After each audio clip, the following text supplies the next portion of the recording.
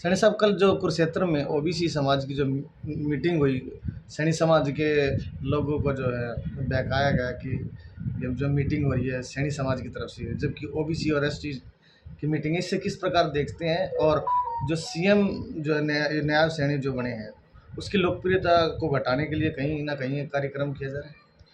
देखिए, कल हमें पता लगा, कल हम करनाल थे तो कल पता लगा कुरुक्षेत्र में एससी एसटी ओबीसी के नाम पे एक मीटिंग रखी गई।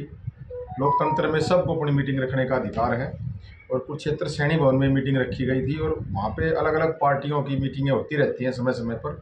और अभी चुनाव का समय है तो जो विचार किसी व्यक्ति के जहाँ मिल रहे हैं तो उन्होंने मीटिंग की होगी, उसका हमारे समाज से कोई लेना देना नहीं था। लेकिन जब हम वहाँ गए तो हमें ये पता लगा कि समाज के लोगों को ये बहका के बुलाया गया था कि ये सैनी समाज की मीटिंग है।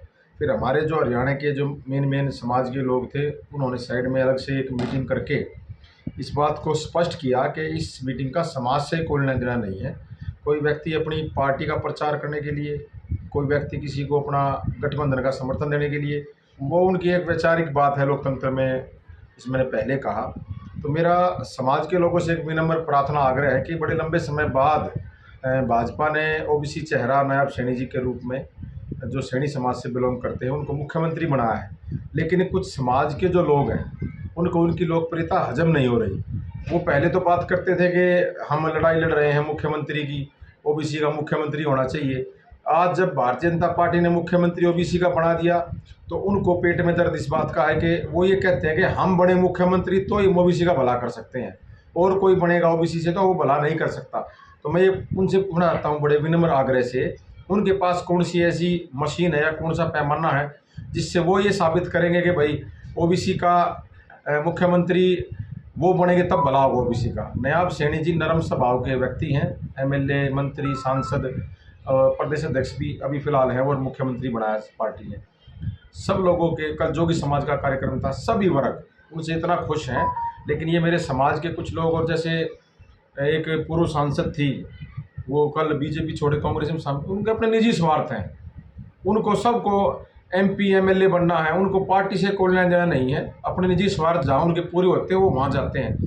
ये जो वहाँ से कल मीटिंग कर रहे थे कुरुक्षेत्र के अंदर, पूर्व सांसद हैं, वो पहले भाजपा ने सांसद बनाए थे, आपको याद हो 2014 में मोदी की वेव थी और भाजपा का नारा था। आज चुनाव क्यों नहीं लड़ा उन्होंने? जिस बंदे की वो मदद कर रहे हैं कुरुक्षेत्र के अंदर, जो गठबंधन का उम्मीदवार जिसको बताया जा रहा है, उस बंदे ने बयान ये दिया था, आप देख रहे वीडियो क्लिप है हमारे पास, उस बंदे ने ये बयान दिया था इन महाशय के बारे में कि इस आदमी ने हरियाणा का भाईचारा खराब किया। और वो टैग कहीं ना कहीं हमारे पे भी लगा बहादुरगढ़ में जब हम साथ थे, जब ये भाजपा के सांसद थे, हम साथ थे इनके, और हमने इनको ये सलाह दी थी, राय दी थी कि आप पार्टी ना बनाना, अलग पार्टी में रह के अपनी बात उठाना। और भारतीय जनता पार्टी ओबीसी की हितैषी है, लेकिन कुछ समझ में नहीं आया तो चलो, उनकी अपनी एक अलग वैचारिक लड़ाई थी, उसका नुकसान भी हमारे को हुआ।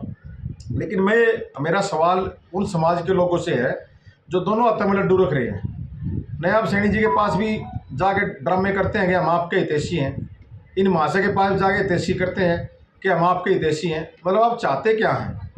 जब भारतीय जनता पार्टी ने आपके ओबीसी वर्ग से एक मुख्यमंत्री बना दिया, आप उनसे काम लो, उनको ताकत दो, उनसे काम लेके उनके हाथ मजबूत करो। लेकिन ये जो ड्रामे, चुनाव का समय है और उन महाशय की मदद कर रहे हैं जिन्होंने इनके बारे में बयान दिया था इंडिया गठबंधन। इंडिया क्या इंडिया गठबंधन? इंडिया गठबंधन एक टोल है, जो चले हुए कारतूसों का एक टोल है, ना उनके पल्ले कुछ है, ना पब्लिक में कोई वो है। और जो मोदी नारा दिया है 400 पार का, वो पूरा होगा बिल्कुल, और हरियाणा में 10 की 10 लोकसभा सीटें हम जीतेंगे। मेरी समाज के लोगों से आपके माध्यम से एक अपील करना चाहता हूँ कि हमारे समाज को इतना बड़ा मान सम्मान आज तक किसी ने दिया नहीं है, कि इतिहास रचा गया है प्रदेश के अंदर, पूरे देश के अंदर। इसके लिए हमें धन्यवाद करते हैं मोदी जी का। लेकिन फिर भी कुछ लोग यहाँ अपने मुख्यमंत्री जी की लोकप्रियता को देख के वो घबराए हुए हैं, इसलिए वो अलग से अपनी खिचड़ी पकाना चाहते हैं। तो मेरी समाज के लोगों से अपील है, इनके बहकावे में ना आकर अपनी वोटों को ना बांटें। इनको मैं नाम दूंगा वोट काटू। ये है वोट काटू, ये वोट काटने के लिए आपको गुमराह करेंगे। एक सुर्रा और छोड़ रखा है इन लोगों ने। जब कुरुक्षेत्र हमें पता लगा कल कि सांसद की जो सीट है कुरुक्षेत्र की, जैसे पहले नायब सैनी जी थे, अपने राजकुमार सैनी भी बने, नवीन जिंदल जी भी यहाँ से सांसद रहे, और भी बने, कैलाशो सैनी भी बनी है। इन्होंने एक सुर्रा छोड़ दिया कि ये तो हमारे समाज की सीट थी, वो नायब सैनी जी पहले सांसद थे। अरे सीट किसी की नहीं होती, 36 बिरादरी के आशीर्वाद से जिसको जनता बढ़ाती है सीट उसकी होती है। भारतीय जनता पार्टी ने जो हमारे मौजूदा सांसद थे कुरुक्षेत्र से नायब सैनी जी, उनको प्रदेश का मुख्यमंत्री बना दिया। अब वो 2 पद पर तो रह नहीं सकते, इसीलिए पार्टी ने अपना कैंडिडेट उतारा। कैंडिडेट वो किसी वर्ग का हो, वो भारतीय जनता पार्टी का कैंडिडेट है, 36 बिरादरी का कैंडिडेट है, लेकिन ये लोग उसको अलग रूप देना चाहते हैं। अगर ये इतने हितैषी हैं, ये जो महाशय है पूर्व सांसद जी, मैं इनको कहना चाहता हूँ, अगर ये समाज के इतने हितैषी हैं तो पालाराम सैनी खड़ा है जेजेपी से, वो जो बिरादरी का है, उसकी मदद कर दो ना, उसकी मदद कर दो। एक और भाई खड़ा है किसान का उसका निशान है, किसान जो अपना डालता है ना, वो उसका निशान है, एक सैनी भाई है, कल मेरे को मिला, वो भी लोकसभा का उम्मीदवार है, उसकी मदद कर दो ना।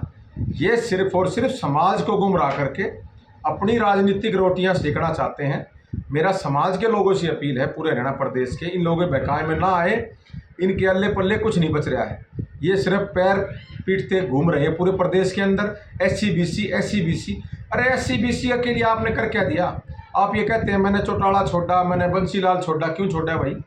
आपके स्वार्थ पूरे नहीं हुए। एक काम आप बताइए SC BC के लिए आपने सरकार में रहते हुए क्या किया? आप MP भी रहे हैं, मंत्री भी रहे हैं, एक काम बता दें, मैंने ये किया है, मैंने इस चीज़ की लड़ाई लड़ी है।